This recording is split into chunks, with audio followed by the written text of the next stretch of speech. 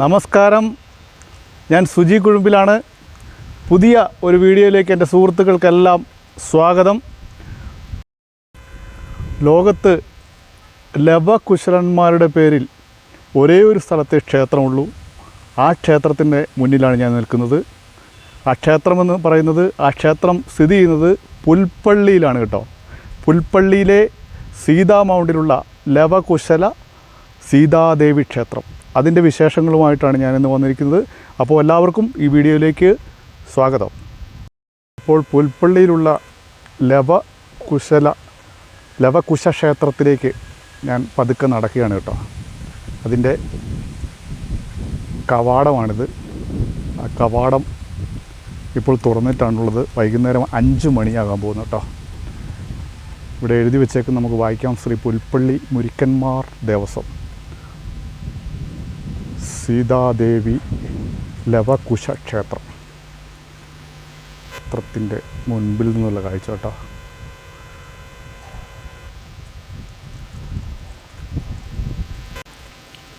നമുക്ക് ക്ഷേത്രത്തിൻ്റെ കോമ്പൗണ്ടിന് അകത്തേക്ക് കടക്കാം. ഇതൊക്കെയാണ് ഈ ക്ഷേത്ര കോമ്പൗണ്ടിന് അകത്തേക്ക് കടക്കുമ്പോൾ കാണുന്ന കാഴ്ച. 3-4 ശ്രീകോവിലുകൾ കാണുവാൻ സാധിക്കുന്നു. ഇതിന് അടുത്തായി തന്നെ ഒരു നാഗത്തറയും നമുക്ക് കാണാവുന്നതാണ്. ഈ ക്ഷേത്രത്തെക്കുറിച്ച് കുറച്ച് കാര്യങ്ങൾ പരിശോധിക്കാം. രാമായണത്തെ ചരിത്രകഥകളുമായി വളരെയധികം ബന്ധപ്പെട്ട് കിടക്കുന്ന ഒരു ക്ഷേത്രമാണ് പുൽപ്പള്ളിയിലെ ഈ ലവകുശ സീതാദേവി ക്ഷേത്രം. സീതാദേവിയെ കൂടാതെ ലവകുശന്മാർക്കും ഇവിടെ ശ്രീകോവിലുകൾ കാണുവാൻ കഴിയും.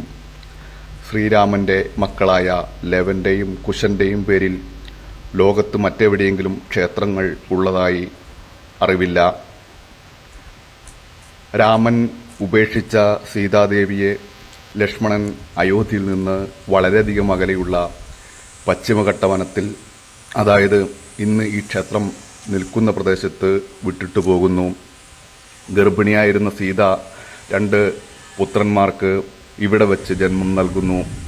കാലം പിന്നെയും കടന്നുപോയി. പുത്രന്മാർ യുവകോവളന്മാരായി വളർന്നു. അക്കാലത്താണ് ശ്രീരാമൻ്റെ അശ്വമേധയാഗം നടന്നത്. യാഗാശ്വങ്ങൾ ഈ സ്ഥലത്തുകൂടി കടന്നു വന്നപ്പോൾ ലവകുശന്മാർ അവയെ പിടിച്ചുകെട്ടി. ഇതറിഞ്ഞെത്തിയ ശ്രീരാമൻ സീതയെയും മക്കളെയും തിരിച്ചറിയുകയും തിരിച്ച് എൻ്റെ ഒപ്പം വരണമെന്ന് അഭ്യർത്ഥിക്കുകയും ചെയ്യുന്നു. പക്ഷേ സീത അതിന് തയ്യാറാകാതെ ഭൂമി പിളർന്ന് അവിടേക്ക് അന്തർധാനം ചെയ്യുകയും ചെയ്യുന്നു. ആ സമയം രാമൻ സീതയെ തടയാൻ ശ്രമിച്ചെങ്കിലും സീതാദേവിയുടെ മുടിയിൽ മാത്രമാണ് പിടുത്തം കിട്ടിയത്. ഇന്നും ഈ ക്ഷേത്രത്തിന് സമീപത്തായി സീതാദേവിയുടെ മുടി പോലെ തോന്നിക്കുന്ന ചില വസ്തുക്കൾ കാണപ്പെടുന്നതായി പ്രദേശവാസികൾ പറയുന്നുണ്ട്. ഇതൊക്കെയാണ് ഈ ക്ഷേത്രവുമായി ബന്ധപ്പെട്ട് പറഞ്ഞു കേൾക്കുന്ന ഐതിഹ്യ കഥകൾ. ടിപ്പുവിൻ്റെ കാലത്തിന് ശേഷമാണ് ഇത് ശങ്കരൻകുട്ടി എന്ന് പറഞ്ഞ ആന കേട്ടോ. 60 വർഷക്കാലത്തോളം ഈ ക്ഷേത്രത്തിൽ തിടമ്പേറ്റിയ ആളായിരുന്നു. പുള്ളിക്കാരൻ 2012 മരണപ്പെട്ടു പോയി കേട്ടോ. അപ്പോൾ അതിനുശേഷം അദ്ദേഹത്തിന് ഇവിടെ ഈ ക്ഷേത്ര കമ്മിറ്റി ഒരുക്കിയൊരു ബഹുമതി എന്നോണം അദ്ദേഹത്തിൻ്റെ പ്രതിമ ഇവിടെ കാണാം. അതിൻ്റെ ഒപ്പം ഒരു പുൽപ്പള്ളിയിലെ ഈ ലവകുശ സീതാദേവി ക്ഷേത്രത്തിലേക്ക് വരണമെങ്കിൽ പുൽപ്പള്ളി ടൗണിൽ തന്നെ വന്നാൽ മതി കേട്ടോ. പുൽപ്പള്ളി ടൗണിൽ തന്നെയാണ് ഈ ക്ഷേത്രമുള്ളത്. ടൗണിൻ്റെ അടുത്ത് തന്നെയാണ് ഈ ക്ഷേത്രമുള്ളത്.